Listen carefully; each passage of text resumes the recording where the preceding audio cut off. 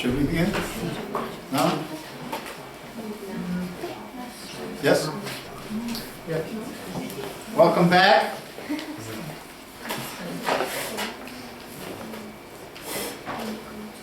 Now we're a little bit closer to Przemyśl, which today is on the Polish side of the Polish-Ukrainian border. That's all I'll say. Actually, my mother-in-law was raised in a town called Sanok, not far from Przemyśl, and she was born in her grandmother's house in Głęboka, which is on the Ukrainian side of the border today. So she grew up speaking Ukrainian and Polish and German and Yiddish. And what we're going to talk about relates to the question Alexandra asked yesterday.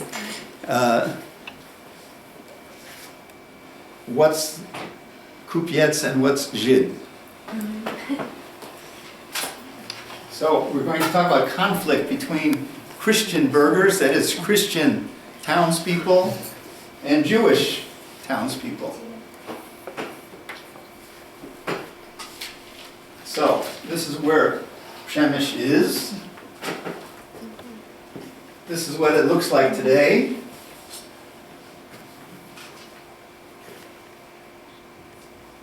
Now, a little background, of course. In the period we're talking about, again, 16th, 17th, 18th century, we are dealing with pre-capitalist society. Capitalism is beginning to develop capitalist economic ideas. They're beginning.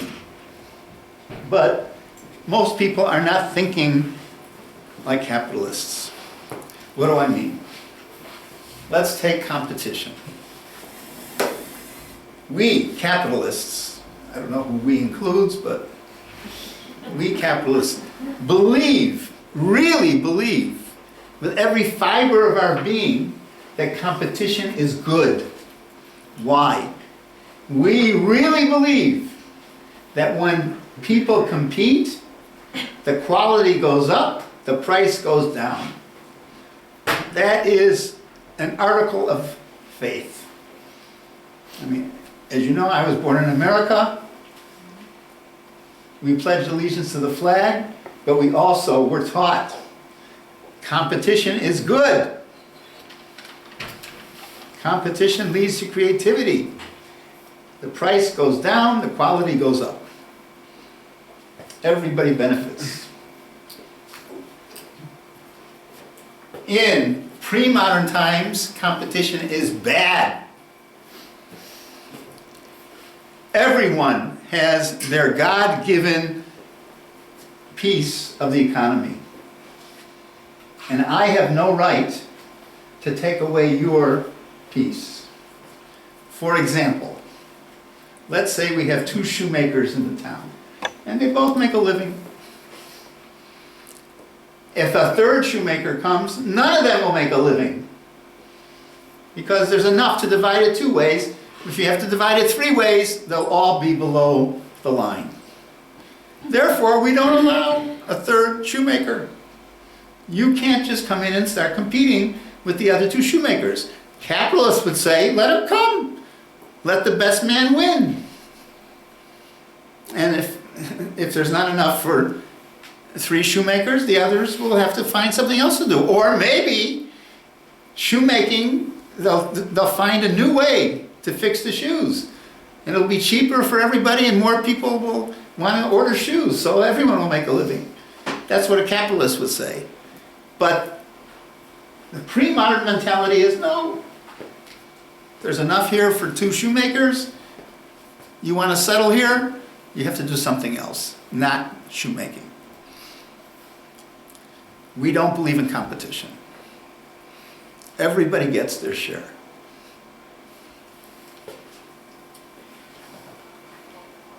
Now, everybody believed in this. Jews and non-Jews. Except when you're going across communities. That's a little different. Then competition can be good.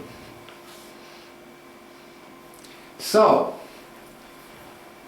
you'll find that one of the criticisms of Christians vis-a-vis Jews is that Jews compete and force us to compete. And we don't want to have to compete. We'll get into that a little bit later. But there's more to the Christians versus Jews in Przemyśl or anywhere else in this period. The city is run by the Urząd Miejski. I apologize again for the Polish, okay? The magistrat. But in every town, there are really two magistrats. One is the Christian, which is the general town municipality, and the other is the Jewish kahal, the Jewish magistrat, if you will. Because remember, the Jews have autonomy. So Jews are not subject to the municipality. Who are Jews subject to? If it's a royal town, a royally chartered town, they're subject to the king. And if it's a privately owned town, they're subject to the nobleman or noblewoman who owns the town directly. They don't go through the municipality. So there are really two municipalities, the Christian one and the Jewish one. And if there's a majority of Jews in the town, well, then the Jewish municipality is pretty important. So, the Christians cannot make rules for the Jews. Who makes the rules for the Jews? The king or his representatives, or the owner and his or her representatives. So really what you have is not one town, but you have what I would call two boroughs of a town. You know what a borough is? New York City, there are 5 boroughs: Manhattan, Brooklyn, Queens. Okay, so it's as if you have 2 boroughs of the town, but they're not separate geographically. People are intertwined, but legally they're separate. The municipal government for the Jews is different from the municipal government for everybody else. Except, of course, they live in the same place, they have to cooperate. For example, and especially, we talk about defense. They have to cooperate on defense of the city, defense against bad people, but defense against fire. There's a wall around the town. They have to share upkeep of the wall. There's a section of the wall the Jews are in charge of. So you need guards for the city. The Jews have to do guard duty too. So there has to be cooperation between the 2 boroughs. But they are legally separate. Next, yesterday I mentioned privilegia, privileges. Whenever Jews settle somewhere, they get a privilege that specifies their rights and their duties. However, if you read the actual privilegia, you will probably be impressed by how good it was for the Jews. You read these privileges and it sounds like the Jews have tremendous freedom. They have freedom of worship, they have freedom economically, they can deal in almost any kind of occupation. If they owe Christians money, they can't be disturbed or brought to court on the Sabbath or the Jewish holidays. If meat is not kosher, it can be, about a quarter of the animal is automatically not kosher. Jews are not allowed to eat the hind quarter, sirloin steak. Not allowed to eat it. So, whenever you slaughter a cow, a quarter or a third of the cow, you can't eat. Now, if you have to throw that away, what does that do to the price of the meat? But if you're allowed to sell it, then that keeps the price lower. So the privileges typically say, and the Jews can sell the part of the meat that they can't eat. So you read the privileges and you say, hey, the Jews had it pretty good. But that's not the whole story. The privileges are granted by the king or by the noble owner of the place, of the town, the latifundium, whatever we're talking about. And the owner's interest is to give the Jews freedom so that they will come and settle, and they'll be active commercially and be able to pay taxes and make the place commercially interesting. However, there's something called the pact, or in Polish we call it ugoda. Is that also okay? And that is agreements between the Jews and the Christian municipality, between the Kahal and the Urząd Miejski.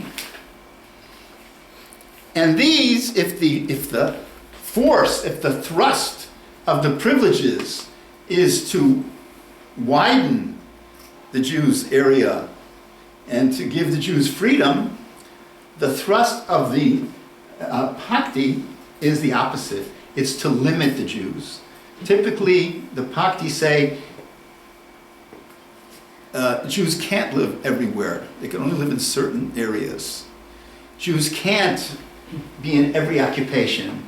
There are occupations they cannot be in, or kinds of trade they cannot engage in. So you have the privileges that look liberal, but you have the pakti that are much more constricting, much more limiting. Now, what is the real status of the Jews? Well, between this and this, things get worked out in life. But often you find a conflict between the Jews pushing for more liberty and the Christians pushing for more restrictions. And that's the basic conflict here.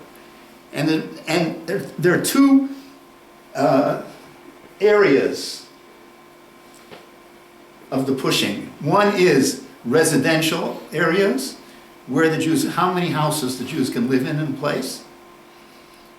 And the other is occupations, what occupations the Jews can engage in. Where can the Jews compete with the Christians?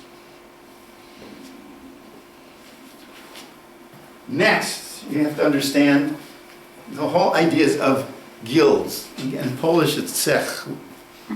Okay. Okay, so the cechy. Now, until the late 18th century, there are no mixed guilds. You have Jewish guilds and Christian guilds. Now, why is that? What is the purpose of a guild, the tzech? The purpose of the tzech is, without competition, to limit competition, keep prices high, and keep quality high, you set standards, and to limit the number of people who can come into the trade. Typically, in order to get into the trade, you have to be the son of somebody who's already in the guild, and or you have to pay a lot of money to the guild to be accepted and to be trained. The guild is in charge of training and certifying who is qualified to be a goldsmith, a shoemaker, a tailor, whatever it is. So the whole idea of a guild is to limit the number of people in the guild so that we can control the standards, keep them high, and keep the prices high, and minimize competition. Well, if that's the case, if that's the purpose of the guild, the raison d'etre of the guild, then if we can take a whole class of people and say they can't be in the guild, then we've taken a big step towards limiting the number of members that could be in the guild, the number of potential members. So if we say, okay, no Jews, that eliminates a lot of people that might want to get into the guild. In addition, A guild is not just like a modern labor union where the members share economic interests. A guild is a social organization. It's also a religious organization. People in the guild worship together, pray together, celebrate holidays together, eat together, socialize together. Well, I don't think you'd find very many Jews in the 17th century who would want to worship with Christians or eat with Christians because it's not kosher.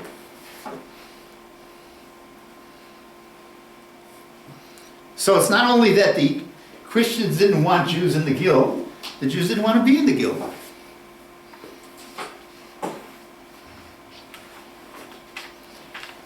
So Jews are not in the guild, which means it's difficult for Jews to find their way into crafts. Do you have a word in Ukrainian, partach? Yes. What is it? It means that someone makes his job very bad. Right, okay. With a purpose, even. What? With a purpose. On purpose, okay. That maybe that's a modern twist on it. Interpretation. In this period, partach means somebody who does work but is not a member of the guild. He doesn't do official guild-sanctioned work, which means bad quality, low price. Who typically was partach in this period? The Jews, because it was hard for them to get proper training. They weren't in the guild. So if you wanted it cheap and you were prepared for it not to be the best, you went to the Jew.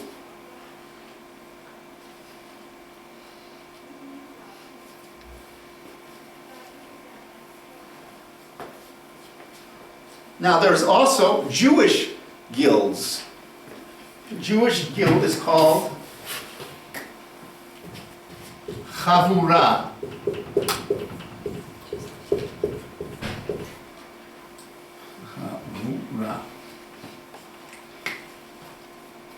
Chavura is a confraternity, we say in English, confraternity.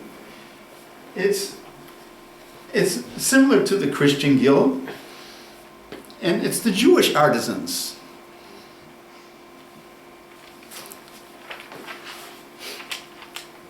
Okay.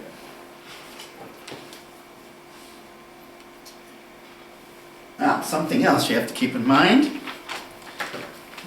In this period, like in medieval times, towns have what's called in English staple rights. Staple rights. That means the town has certain commercial rights. So if a merchant comes to town, he must use the town warehouse to store his goods and pay whatever they say. Again, no competition, high price. A merchant comes to town, he must offer his merchandise for sale to the merchants of the town for a number of days, depends on the town, 2 days, 3 days, whatever it is, but he must offer it for sale in the town. He can't say, oh no, I'm not selling it here, I'm going to get a higher price 2 towns down the road. Too bad. You're in this town, you must give us the opportunity to buy your merchandise. That is a right of the town. Also, and this connects with it, wholesale versus retail. People who don't believe in competition do believe in wholesale competition. In other words, if you are a foreign merchant, you come to our town. Foreign, I don't mean from another country, from another town. You come to our town. You can only sell wholesale, you cannot sell retail. You can't compete with our merchants. but you must sell to them. In other words, for the retail merchant, the more sources of supply he has, the better, right? In other words, he wants competition from the wholesalers. And the town encourages that. But you cannot compete with retail. So typically, in the pacts that I mentioned before, the trend is Jews can sell wholesale, but not retail. I'll give you a good example is Amsterdam. The Jews of Amsterdam in this period, in 17th century, they're allowed to sell wholesale, but they can't open stores in Amsterdam. They can't sell retail because they can't compete with the retail merchants. If they want to sell wholesale, that's great. And if they compete with each other, terrific. Makes the price lower for the merchants. But they cannot sell retail. Are you with me? Okay.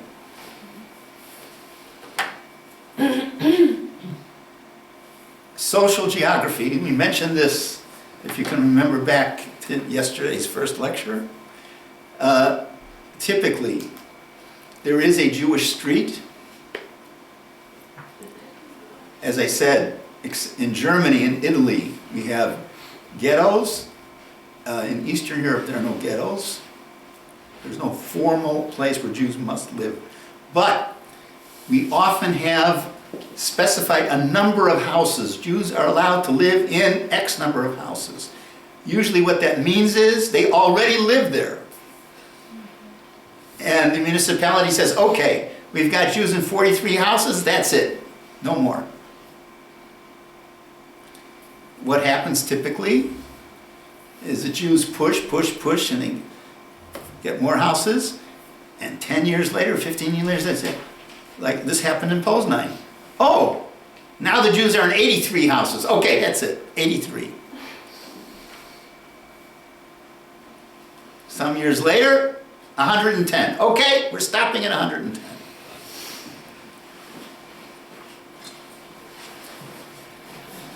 So the tendency in this period is, and certainly in Eastern Europe, the tendency is for Jews to expand their presence in the town. The Jewish population is growing. It's growing more rapidly than the general population.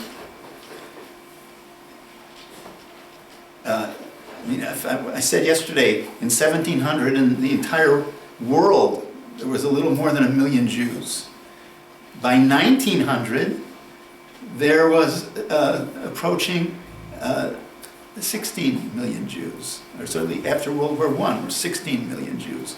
So in 200 years, the Jewish population, now the entire European population, of course, also exploded, but the Jewish population grew something like 2.5 times faster than everybody else.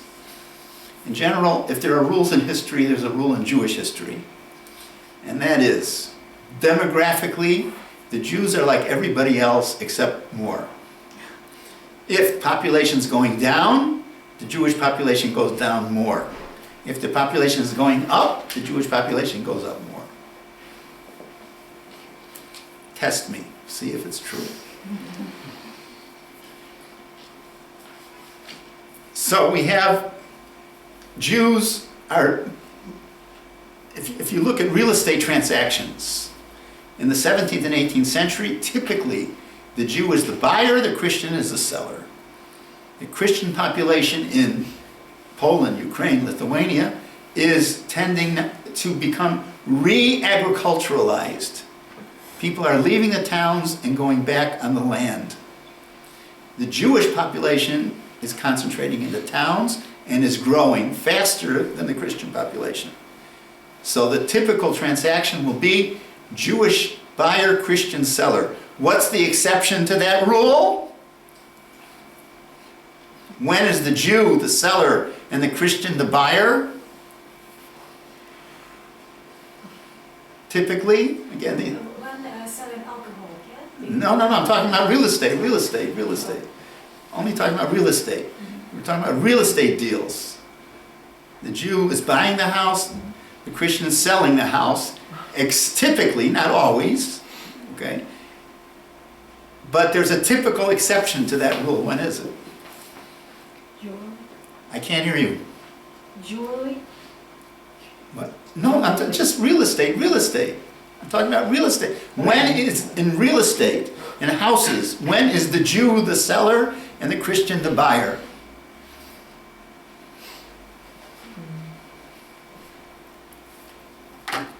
Women! When you have a widow and she needs money, she will often sell her house. So widows, Jewish widows, and Christian widows as well, but Jewish widows will sell their homes often to a Christian. That's the exception to the rule. What's the best situation a woman can be in terms of economic position and status in society in this period? I'm not talking about personal feelings. What's the best thing that can happen to a woman? To be married. No! To be a rich widow! Because a rich widow has autonomy. She's not chained to a man. Remember what Glickl said.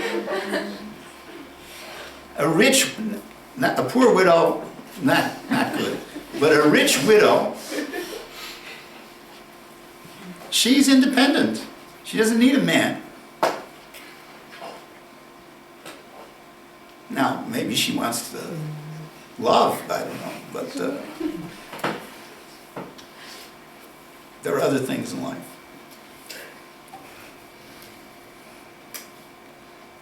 Okay, so now let's talk about the conflict in Przemyśl. How do you pronounce Przemyśl? You say the L at the end? You say Przemyśl? Peremyśl, okay. Okay, what's the conflict? And we're talking now a conflict over about 50 years, from the beginning of the 17th century to the mid-17th century. Mid-17th century, it keeps coming back over and over again.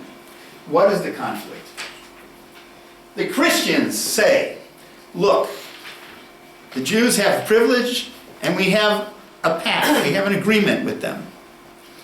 And according to the agreement, the Jews are supposed to deal in this kind of commerce and this kind of commerce and this kind of commerce, and in some of the areas they can be in retail, but in some they can only be in wholesale, and it's all defined. But look, the Jews are doing much more than it says in the agreement.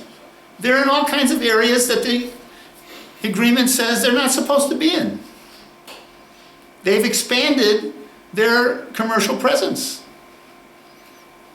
They should go back to the way it's supposed to be. Especially, Jews are selling retail when they're supposed to be selling wholesale. They sell to customers.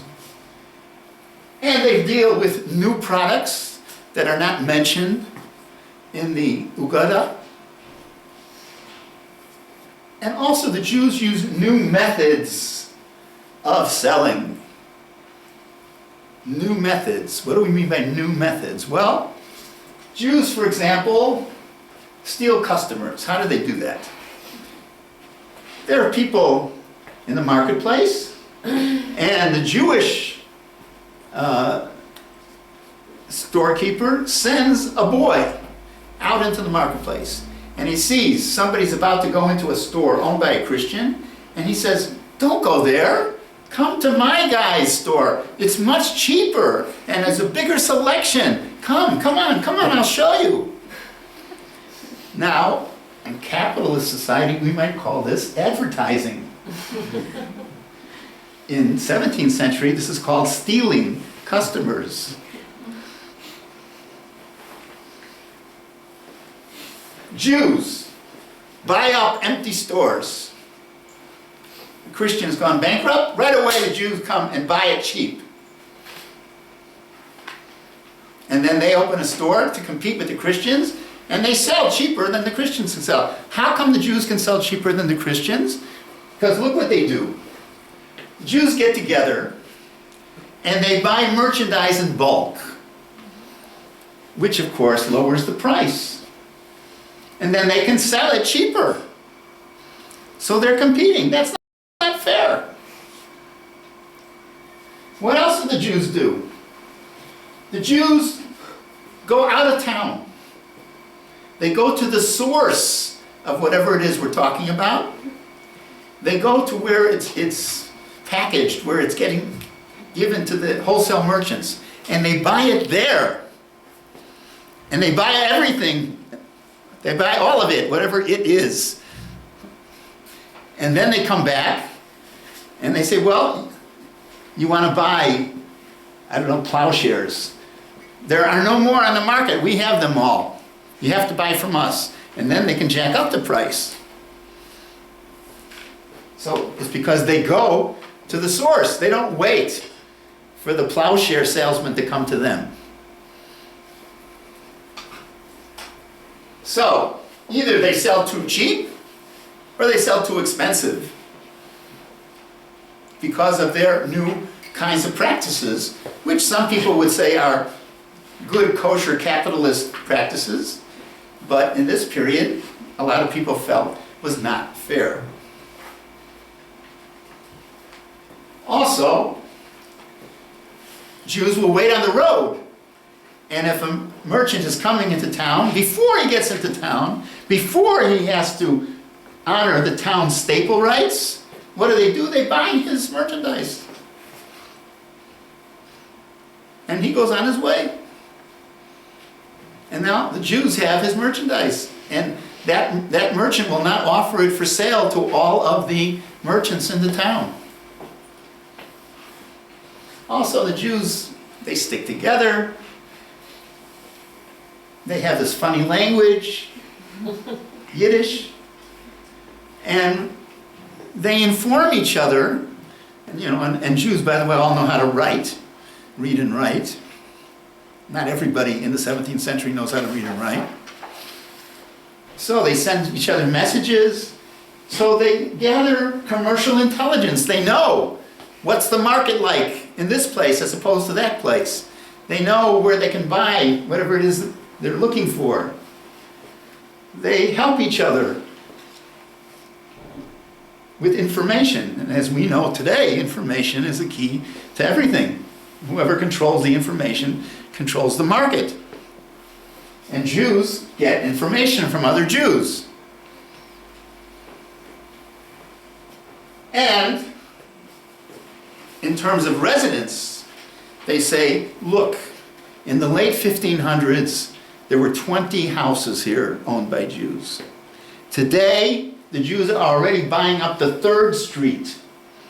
In other words, there were Jews on one street or less than one street, then they took over that street and the 2nd street, and now they're taking over a 3rd street. So, poor Christians, some of whom were made poor because of Jewish competition, have to sell their houses. And who buys it? The Jews. As we said, the Jewish population is increasing. And in Peremishal, right? In Peremishal, in their complaints about the Jews, the Christians write, Jews are sharp, sly, quick, and they say commercially talented. We have to admit.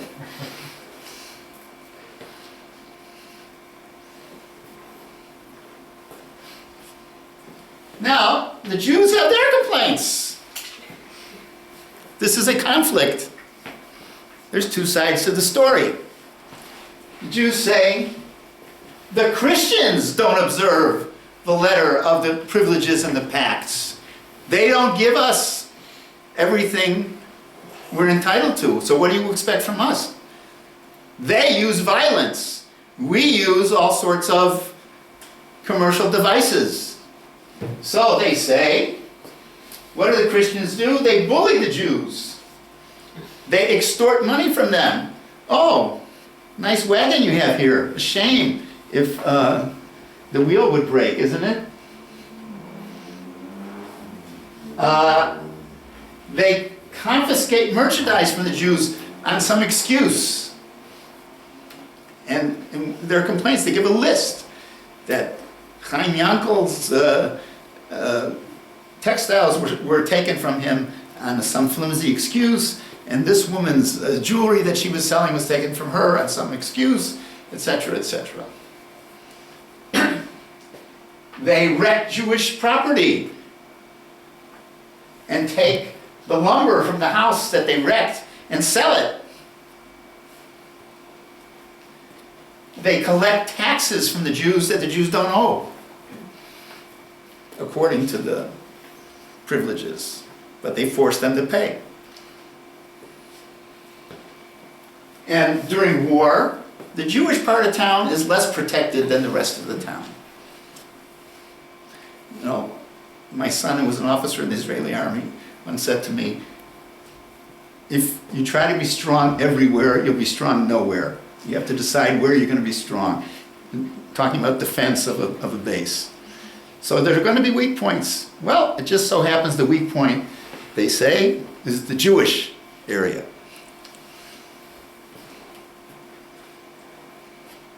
Oops. How do I do that? And then the Jews say, but despite the fact that they cheat us and beat us and wreck our property and steal our property, despite all that, we do our part.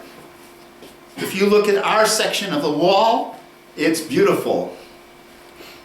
What do we mean by beautiful? There's a road between the last house and the wall. We don't build up to the wall. There are gutters, so the bad stuff flows from the gutter. We keep it clean. We keep it in good repair.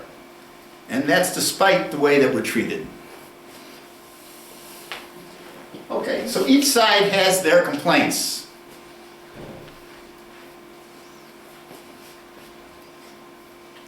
So if we want to summarize, Christians say the Jews violate agreements. They don't keep the agreement. They make the agreement, and the next thing you know, they're breaking it. They're pushing the envelope. Secondly,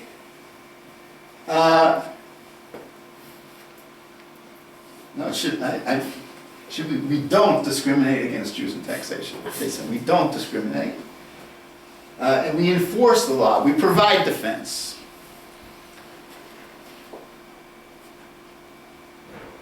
No, I'm sorry. This is what...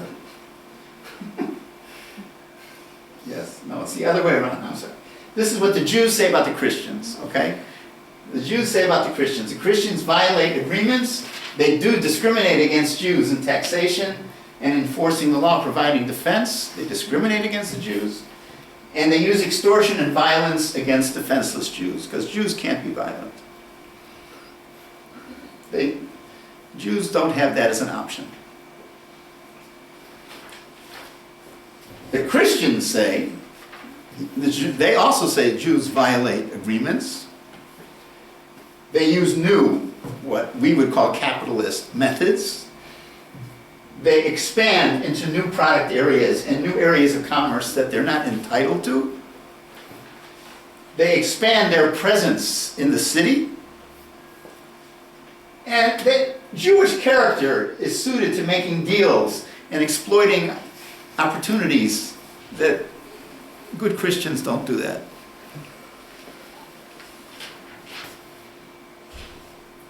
Now, how do I know all this?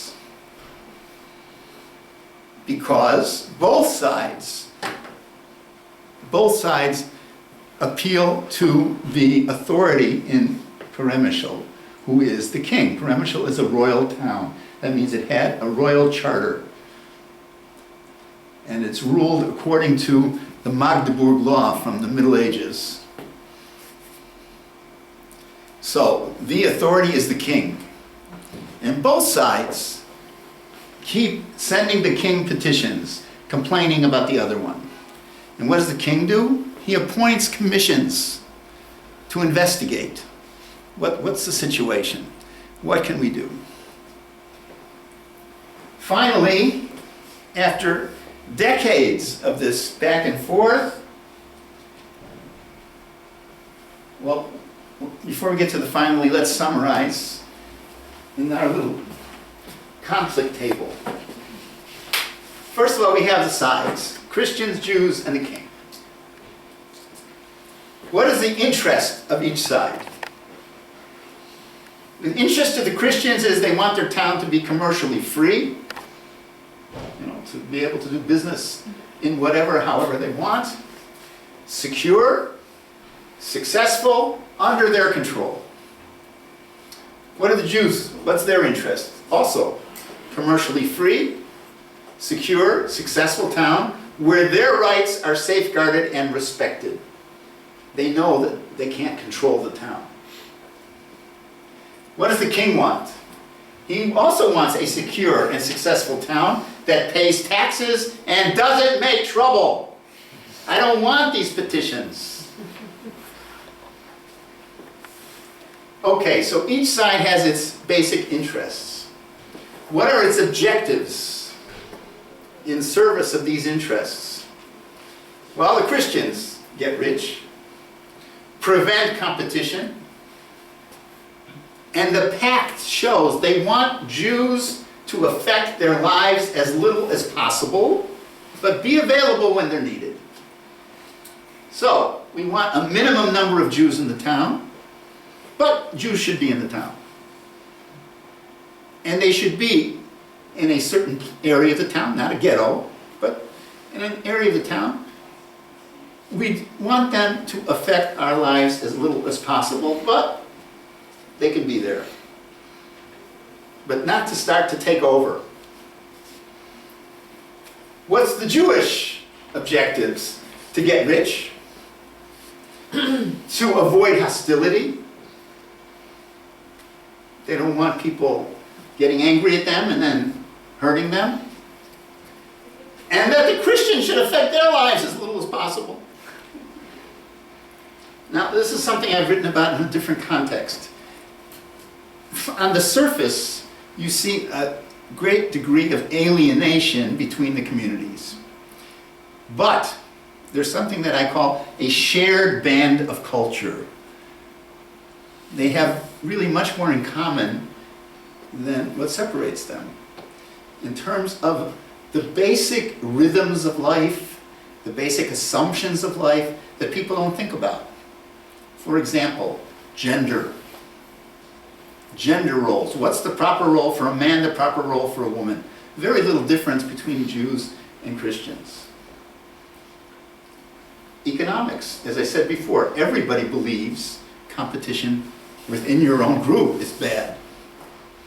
Politics. Everybody believes that political leaders, we today think our political leaders represent us. Our political leaders are our servants, public servants. At least they should be. They believed, no, political leaders are guardians, in the sense like of a guardian of an orphan. They know better than we know. They take care of us. And everybody believed that, Jews and Christians. So, the basic assumptions of life that people don't think about, that was shared. It was only the things that you do think about. That's what separated them. Okay. And the king, what are his objectives? Revenue, money, law and order, obedience, and confirmation of his power. He's very careful to make sure that everybody shows that he's the boss. And he's very sensitive to any sign that somebody is trying to assert authority in his place. Okay, what's their strategy? to achieve these objectives? You have to have a strategy. The strategy for the Christians: limit the Jewish presence in town. Have as few Jews as we think is necessary. Limit Jewish commercial activity. There are certain things they should do, but not everything.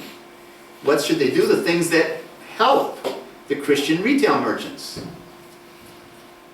Allow Jews necessary space to aid the economy. What's necessary from our perspective.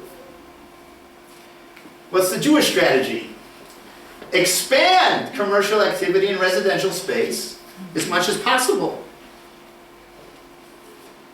We want to keep expanding. We want to get into more areas both in terms of the economy and in terms of the geography. But we also want to stay in peaceful relations with the Christians. In other words, we understand if we push too much, we're inviting violence. So there's a delicate balance between expansion and making sure that we don't arouse hostility. And the king, what's his strategy? Demonstrate presence. Make sure that everybody knows he's the boss. Now, of course, he doesn't come to Peremishal personally, but he has his representatives, right? Now, what are the tactics? The tactics to impose the strategy or to realize the strategy. The Christians: discrimination, extortion, violence, gouging, complaints to the king, and negotiation, negotiating the ugadi. What are the tactics of the Jews? Well, for them, negotiation is a little higher up. Turn to a higher authority. And deception. Okay, we'll sign, limiting, but the next day we're going to start expanding. Because we don't have violence. This is our answer to violence. And the king, he appoints commissions and makes declarations.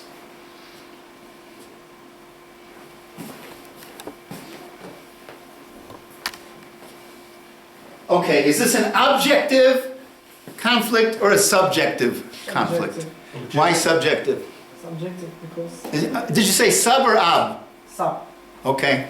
Sub because it's between the interests of two religions or two. So that's objective. No. If it's between interests, Between interests, but these interests are subjective.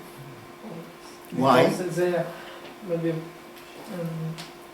because both they proclaimed some statements that couldn't be objective at all. It's maybe okay. They protect their interests in this residence of permission, but they protect it from. They can't see the other interests behind their. so is that subjective or objective? I think Objective. that's Why objective? Because it's battle for resources, for money, for power. Of course, it's objective. no What would subjective be? subject. What is subjective there? What's missing? What's missing in these complaints? What's missing? Religion. Religion. The Christians don't say, those Christ killers, what are they doing in our town? They don't say that. This is a great example of an objective conflict. It's something we can negotiate. You have your interests, we have our interests, some of them overlap, right? We both want a secure, successful town. You have your objectives, we have our objectives. Some are in conflict, some are not. We can negotiate it. That That is an objective conflict. There's not a word here about religion, ideology, nothing from either side. The closest we get is a Christian saying those Jews are sly, sneaky. Okay, that's prejudice. But it's still not, it's not really across the line to ideology.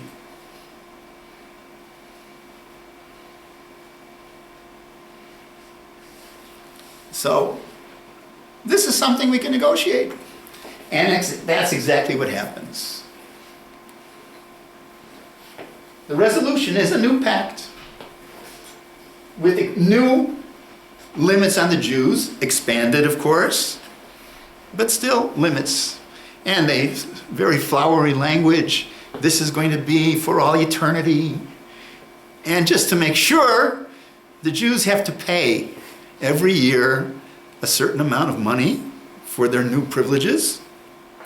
And they have to make a deposit of a very huge sum as a bond, as a security, so that if they violate the new pact, then they'll forfeit this money. What happened? I don't know. But this is, to me, a great example of an objective conflict that is negotiated and was repeated in many, many places, not just in Poland, Ukraine, Lithuania, but also farther west, where there is a conflict of interest between Jews and Christians. That is objective. When does it slide into subjective? What's the classic way that you switch objective to subjective? Religion. How though? What's the vehicle? If you really want to get the Jews, and you don't want to negotiate with them, what do? Suspect. What? Suspect. Suspect of what? Of what? Suspect of what? Of killing Christian children. Exactly. There are two classic libels against the Jews. Number one, the blood libel. Jews are killing Christian children to use their blood to bake matzah. That is a conflict that is subjective. Bailey's case in Kiev. That's in the 20th century. So if it existed in the 20th century, imagine how it existed in the 17th and 18th century. Number one. And what's the other? Kill the Christ. Desecration of the host. You know, the holy bread from the Mass in the Catholic Church. I don't know how it is in the Orthodox Church. What? Proskure, albo proskure. Yes. So, classic accusation of the Jews is that they steal the holy bread, and what do with it? They desecrate it. They stab it with a knife. Why? Because that's the body of Christ, right? Just like they killed Christ 2,000 years ago, they're killing him again. And there are all sorts of stories. When they do it, the blood comes out. Okay? So, if you want your conflict to be subjective, meaning you can't negotiate it, meaning it's not going to be solved, what do? You accuse the Jews of either blood libel or desecration of the host libel. And then it's subjective, and that's a much, much bigger problem. And that's also fairly common. Although, just because there's a libel doesn't always mean that the Jews get killed. Again, I don't know the percentages, but there are cases of blood libel, desecration of host libel, where the Jews turn out to be innocent, where they're not convicted. And that can be for different reasons. It can be because the judges really are fair. It can be because the Jews bribed somebody. It can be because they have good relations, as we talked about yesterday, with somebody higher up, like the bishop or the nobleman, who doesn't want this nonsense going on in his place. He wants things to run smoothly, so he doesn't let it go on. So just because they're accused doesn't automatically mean that Jews are going to get killed for this. Sometimes it does.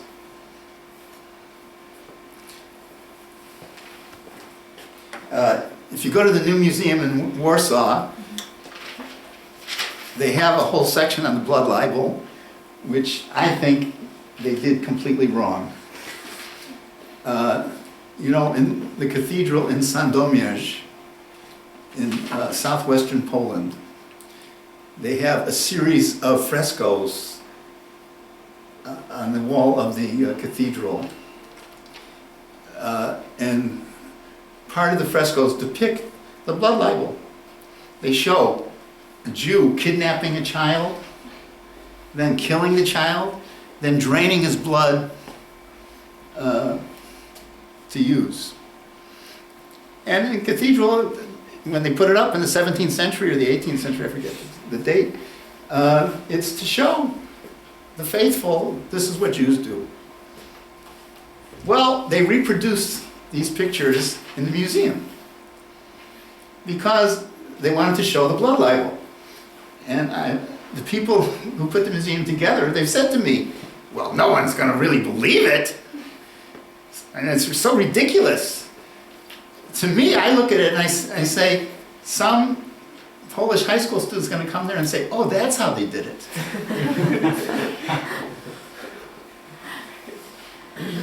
So, if you go there, you can decide for yourselves.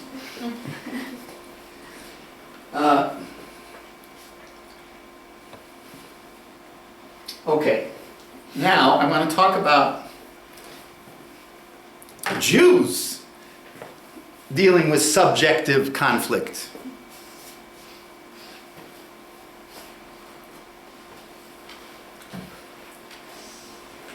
In the book of Numbers, in Hebrew Bimidbar, in the Chumash, the Pentateuch, the Bible, the 5 books of Moses, there is an episode where a people called Amalek attack the Israelites when they're on their way into the Promised Land. And they attack them from behind, so that they attack the weaker elements.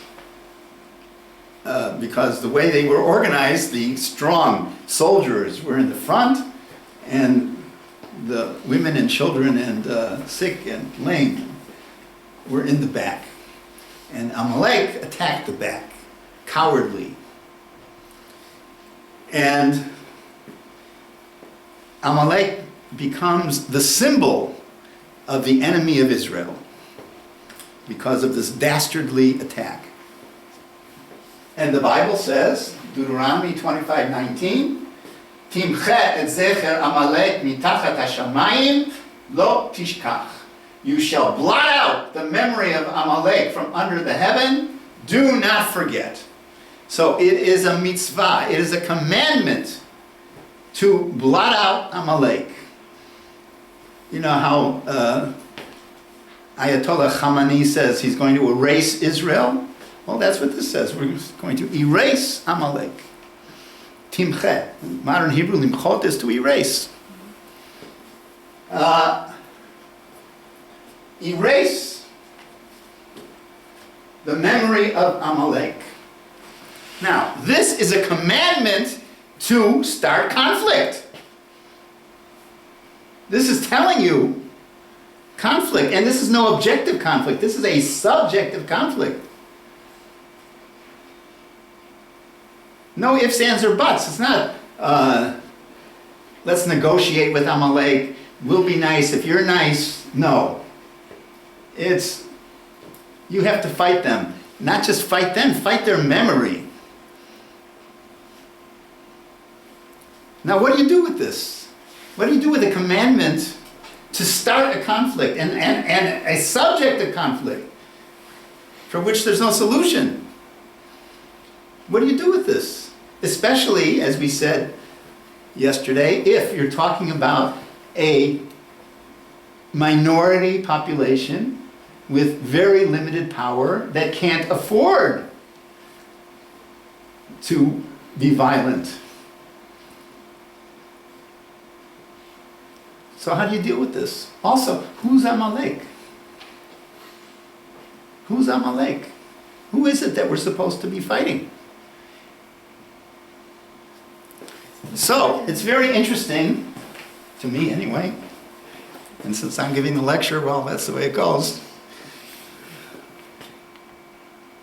What do you do with a commandment to seek a subjective conflict? So it's interesting to see what different rabbinic authorities did with this commandment, how they interpreted it. We all live in the postmodern age. We know that everything is interpretation. So, one of the most famous rabbis who ever lived, Maimonides, in Hebrew Rambam, Moshe ben Maimon, Rambam, Maimonides, lived in the 12th century. He said, who's Amalek? The Christians. And this applies. Very interesting that Maimonides says Amalek is the Christians and we're supposed to fight them. Where did he live? In Egypt. First he lived in Muslim Spain and then he moved to Egypt. Not too many Christians around. Hey, he can say it. You guys up north there, you better fight the Christians.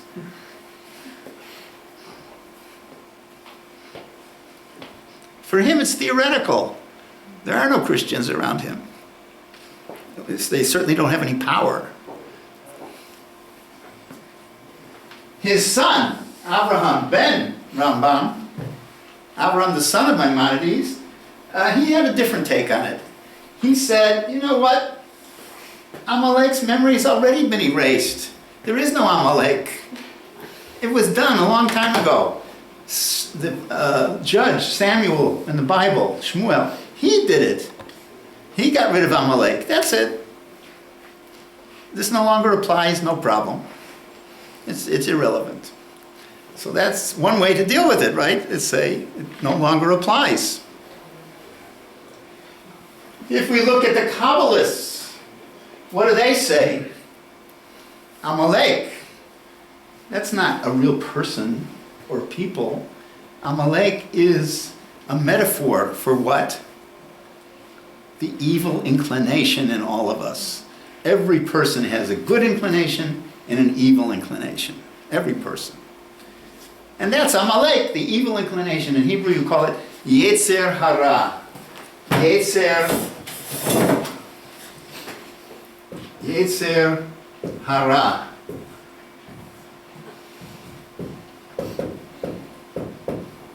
The evil inclination. And that's what we have to fight. We must always fight against our evil inclination. Okay? Rashi, another one of the rabbinic all-stars. If you remember, we talked yesterday about all-stars. One of the most important rabbis who ever lived. He wrote a commentary on the entire Bible and most of the Talmud. An amazing feat. What does Rashi and his school say? His school? The conflict with Amalek is a theological conflict. That's God's problem. We have to do what we have to do. We have to observe the commandments. We have to live as Jews. And God will take care of Amalek. We can't fight the theology. If people don't want to believe in the true God, they don't believe in the true God, okay. God will take care of that.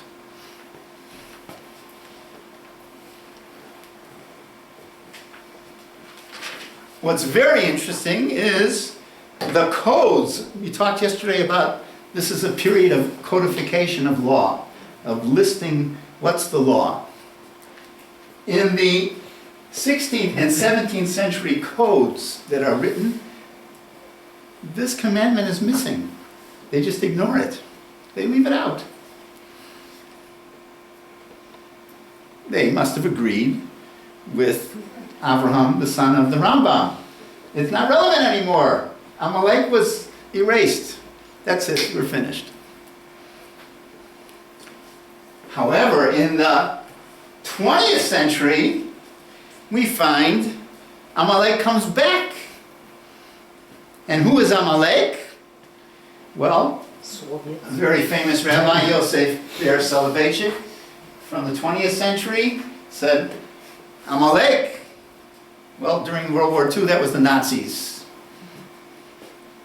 And later, he said it's the Soviets during the Cold War.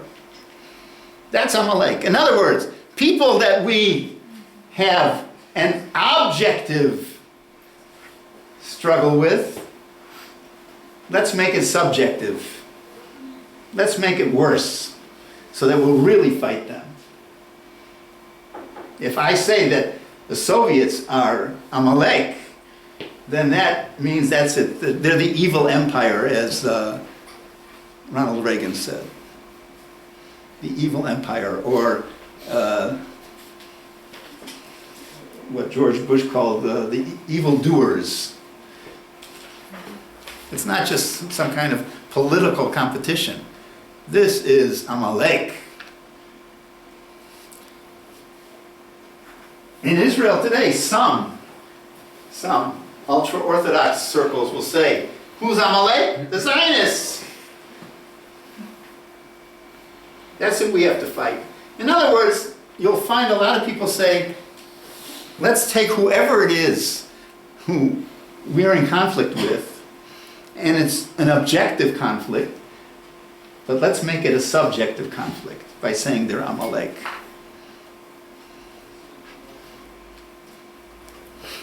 So, you take your pick, which interpretation you want as to who is Amalek and what you're supposed to do or not do to Amalek. Okay.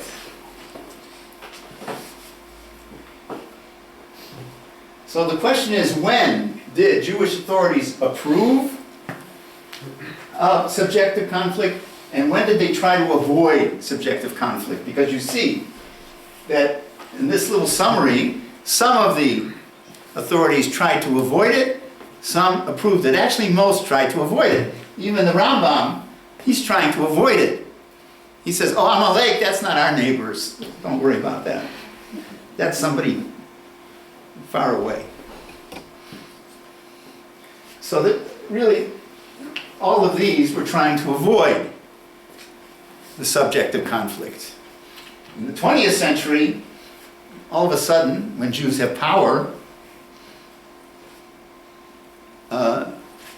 they're ready to take on the subjective conflict because they think they have a chance of winning.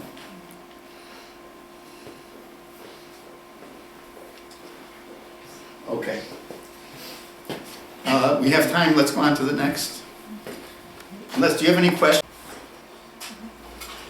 All right, now, we were talking about large-scale conflict, that is Shabtai Tzvi, which embraced the entire Jewish world, from Amsterdam to Persia, Iran. Then we talked about intercommunal conflict, Jews and Christians, with the example of Peremishal. Then I talked about a theoretical conflict and when it applies. Now I want to talk about a very small scale conflict. Conflict that is connected to marriage and money. There's a saying in Hebrew, En chuppah lelo ktata. There is no marriage arrangement without some kind of argument. In the process of getting engaged and arranging the marriage and going through with the marriage, there's always tension. Always tension. And that's what I want to talk about next. A case of tension surrounding getting married. But, as you've seen already, you need some background to understand this case. You have to understand there are some basic social problems that every society has to deal with. And societies solve these problems in different ways. But every society faces these problems. So the first problem, or maybe it's not a problem, is gender. What is gender? You probably know better than I do, but just to make sure we're all on the same page, gender is the differences between the sexes that stem from society and culture and not from biology. What do I mean? The fact that women bear more than 51% of the children is biology. Women have more than 51%, women are only 51% of the population, right? But they have more than 51% of the children. They actually have 100% of the children. Why is that? That's biology. But the fact that women change more than 51% of the diapers, that's gender. And I speak as a man who changed at least 20,000 diapers. We have 6 children.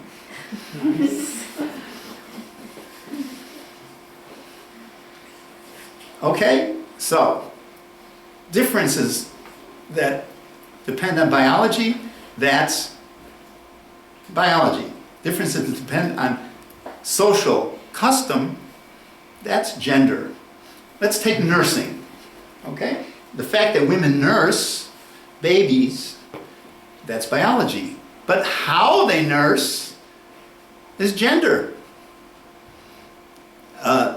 Does the mother nurse herself, or does she take a wet nurse?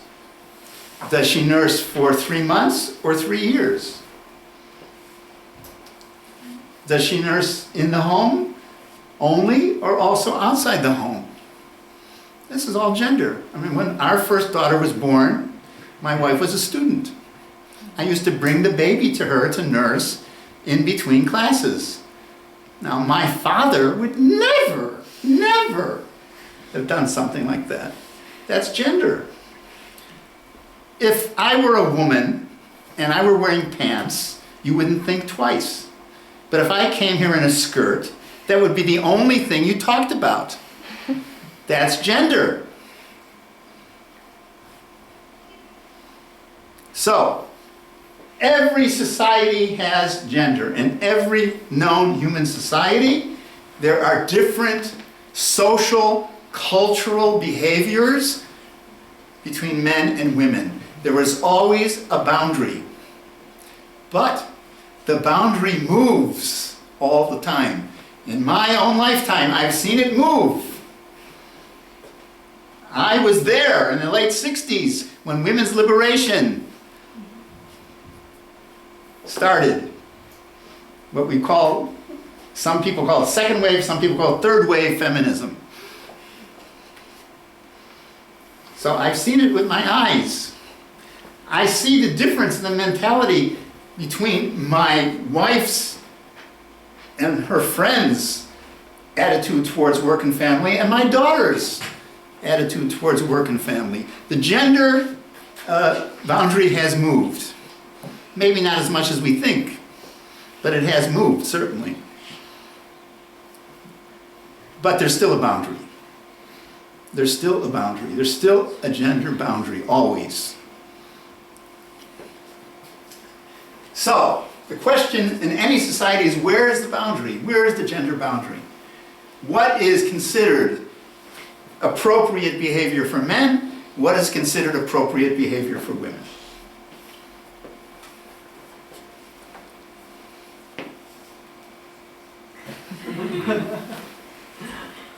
Okay, note. The man has the tool in his hand, the man has the work clothes, the man is standing in front of the woman. That's gender.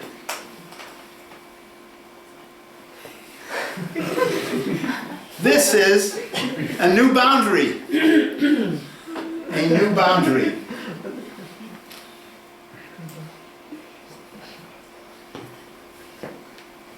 Now, in most, not all, but most societies that we know about, they are organized patriarchically. They are patriarchies. What does that mean? That there is a gender hierarchy. Men on top, women underneath. The men are in charge. The men have the real power. That's a patriarchy. Rule of the men. And throughout history, most, again, not all, but most societies have been organized that way, where there is a hierarchy. Men have more power than women.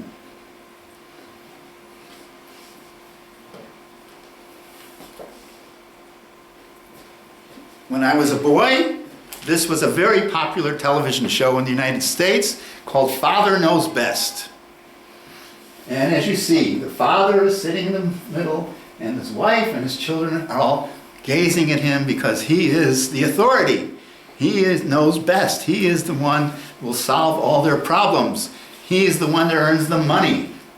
He is the one that decides. Father knows best. Patriarchy.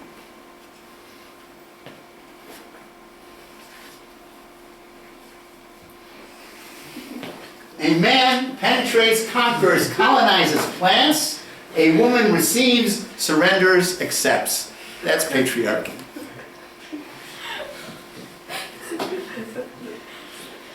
"50 years ago, you wouldn't be laughing. You wouldn't. I mean, I had teachers who said this to us in all seriousness, that that's the way it should be. 50, 60 years ago. Now, do you know what Midrash is? Midrash. Midrash is rabbinic commentary on the Bible. But it's not literal commentary. It's not to decide what does the verse really mean. It's to use the verse as a jumping off point to make some kind of moral or homiletical point. That's Midrash. So I want to give you a Midrash on gender from a Jewish perspective. But my time's up, so I'll do it tomorrow. Thank you.